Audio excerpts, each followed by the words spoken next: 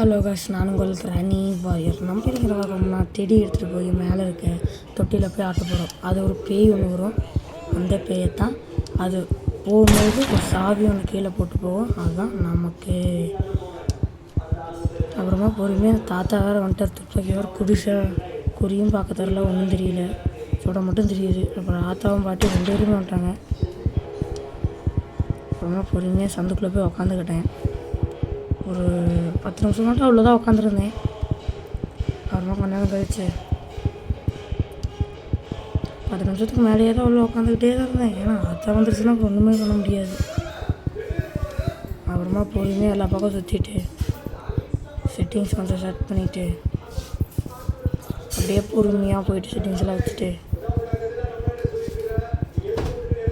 அப்படியே பொறுமையாக போனோம்னா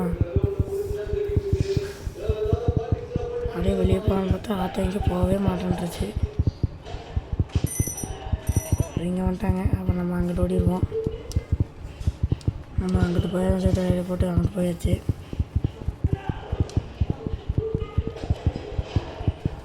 அப்படியே எல்லா பக்கம் சுற்றி போட்டு,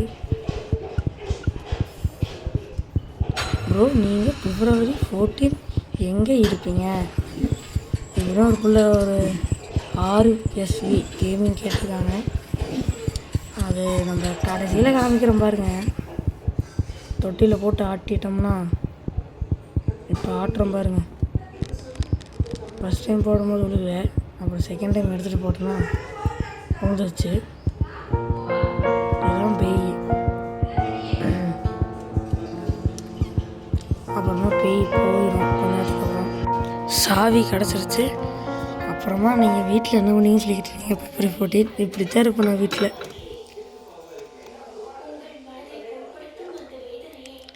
இதே தான் விளாண்டுக்கிட்டே தான் இருப்பேன். February 14 இருந்தால் என்ன, January 1 இருந்தால் என்ன, விளையாண்டுக்கிட்டு தான் இருப்பேன்.